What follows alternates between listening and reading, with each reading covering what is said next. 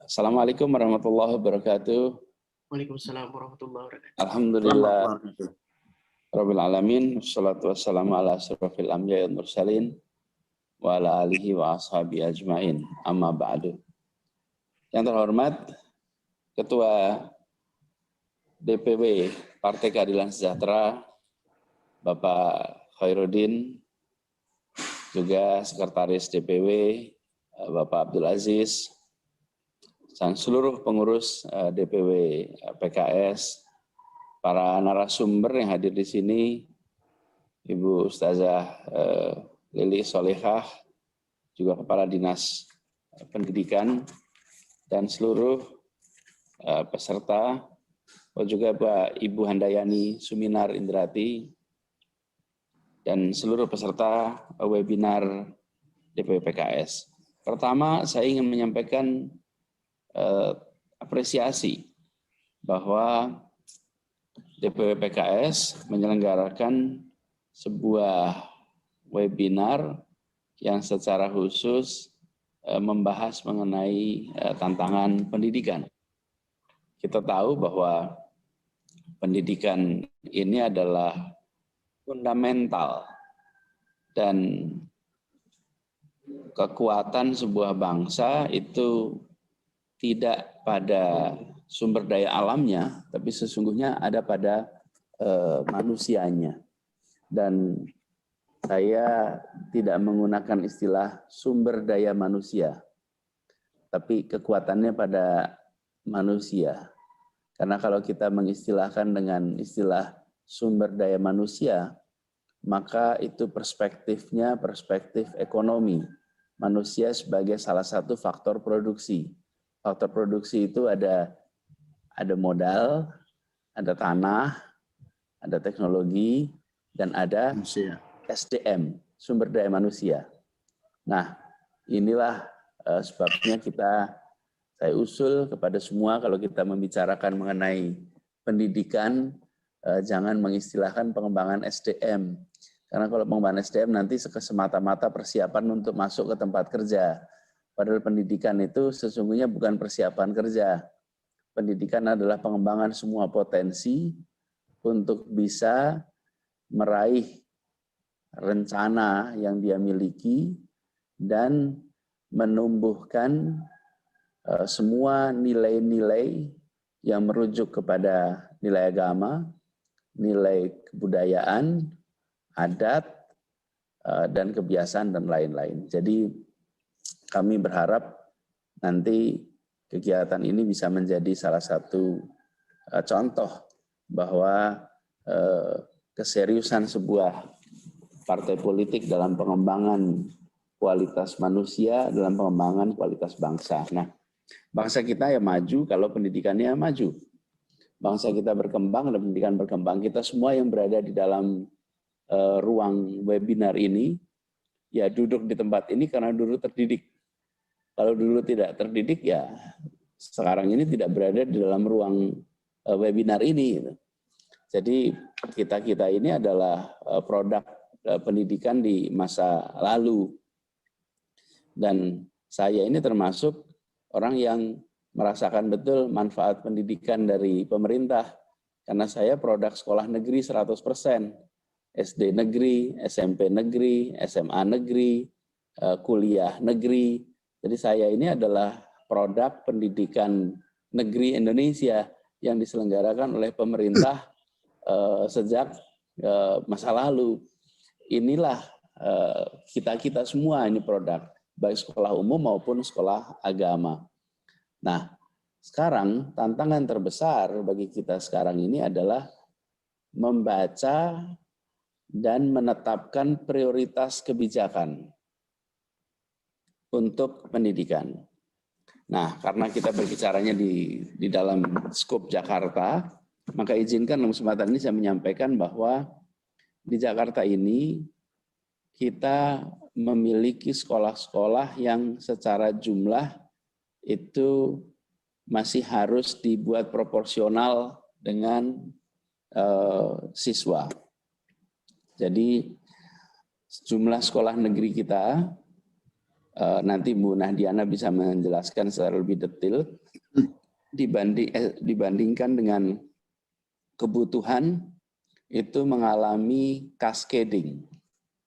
Di tingkat SD jumlahnya paling banyak, SMP lebih sedikit, SMA, SMK lebih sedikit. Karena itu kemudian ketika mau masuk ke SMP, masuk SMA, ada proses seleksi yang cukup ketat. Nah, ke depan kita sudah harus mulai melihat pendidikan tidak diklasifikasikan sebagai negeri dan swasta. Dalam artian kebijakan pemerintah harus sama untuk keduanya. Bahwa ketika kita memfasilitasi sekolah negeri, maka kita juga harus memfasilitasi sekolah non-negeri.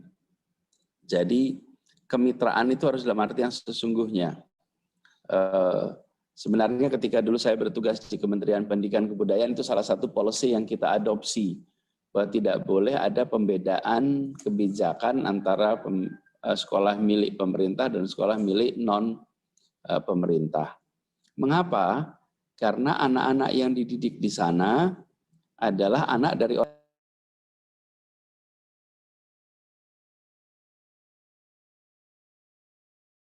Ada 4 anak nih, 2 anak kirim sekolah negeri, 2 anak kirim sekolah swasta, maka ini kan bagian dari saya menitipkan pada pihak ketiga untuk ikut mendidik.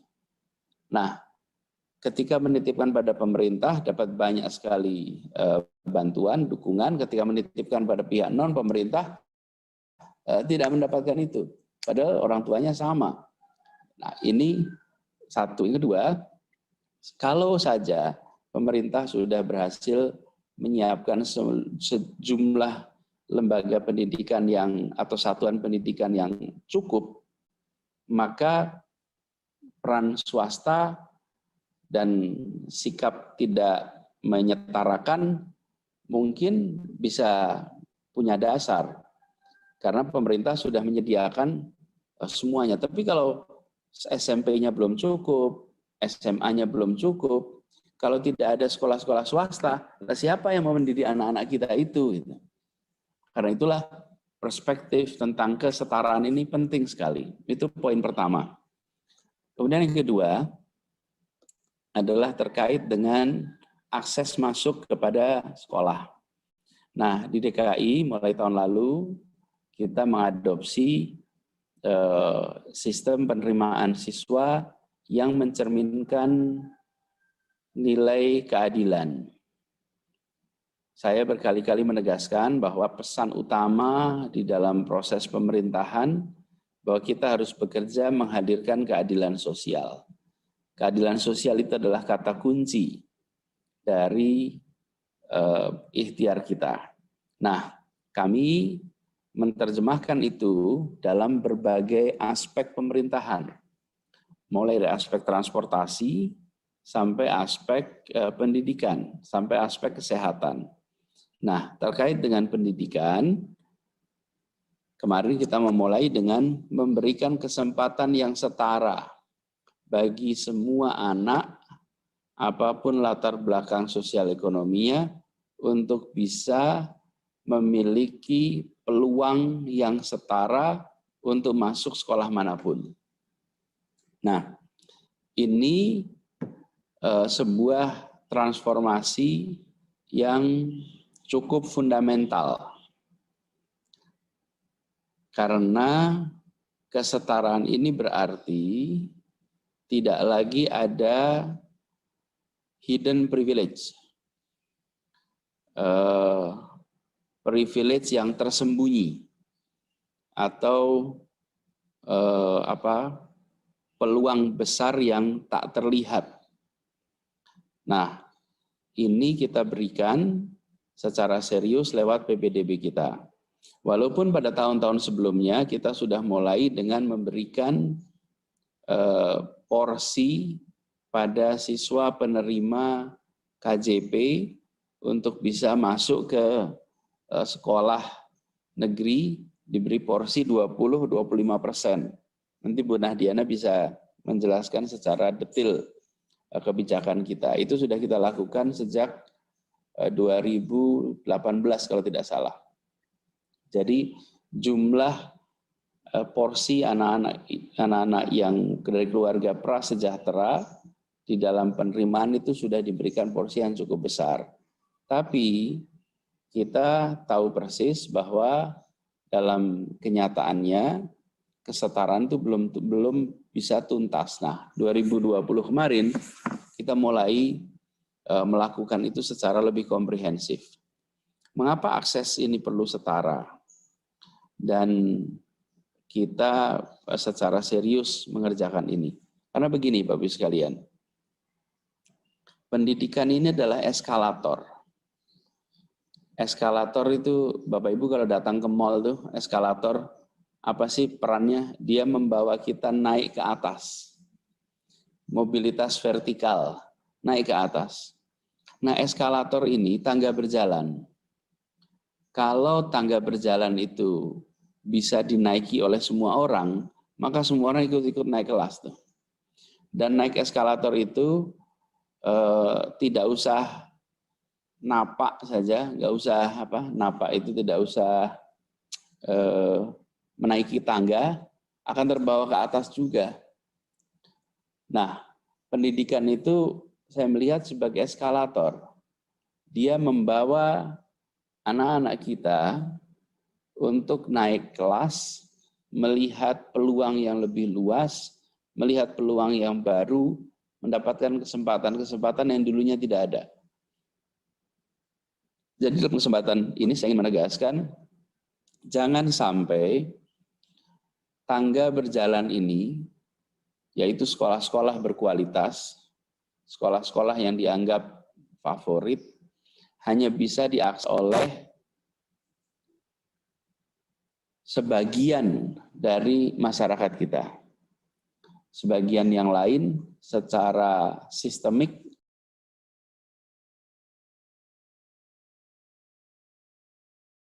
sebagai favorit itu ketika penerimaan baru, bersiswa baru lalu dicek latar belakang pendidikan orang tuanya, maka orang tua yang berpendidikan S1 itu hampir keseluruhan.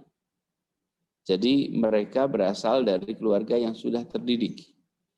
Nah, sekarang ketika kita sudah mengadopsi kebijakan yang kesetaraan, yang muncul adalah kesetaraan. Nanti Bu Kadis bisa memberikan datanya. Prosentase anak yang orang tuanya hanya berpendidikan SD, anak yang orang tuanya pendidikan SMP, anak pendidikan orang tuanya SMA, dan pendidikannya sudah S1, S2, S3. Jadi dari situ terlihat bahwa begitu ada kesetaraan kesempatan, siapa saja bisa naik ke dalam tangga berjalan ini. Sehingga mereka nantinya bisa mendapatkan peluang untuk meningkatkan kesejahteraannya, mengembangkan seluruh potensinya, dan memberikan manfaat kepada semua. Kita semua yang berada di ruang Zoom meeting ini merasakan betul kita ini dulu apa dan siapa, lalu setelah pendidikan kita lewati selama 40-50 tahun terakhir, bagaimana nasib kita berubah. Jadi kesetaraan akses ini penting sekali. Nah, di Jakarta transformasi itu sedang berlangsung. Hasil dari transformasi ini mungkin kita tidak rasakan dalam 1-2 tahun. Tapi insya Allah di kemudian hari kita akan menemukan manfaat itu. Bayangkan 10 tahun lagi, 15 tahun lagi, kita ketemu dengan anak-anak yang sudah menjadi pribadi mandiri, yang sudah bisa menggerakkan keluarganya, lingkungannya.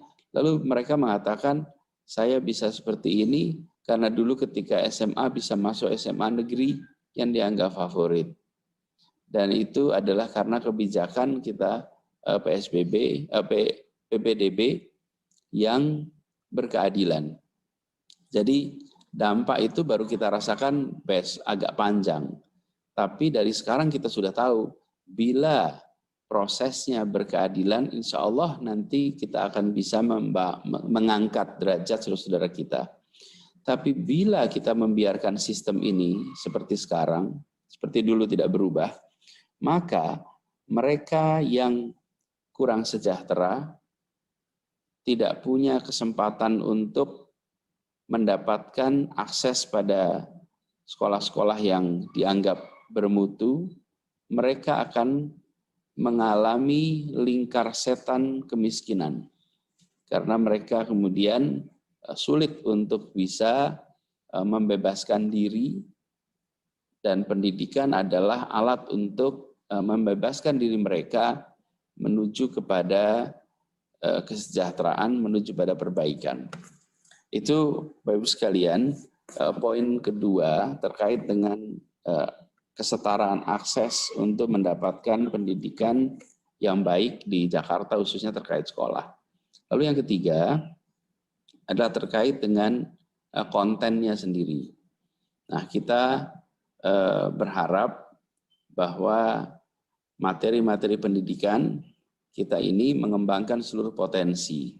Memang saat ini kita menghadapi tantangan yang tidak kecil semasa pandemi.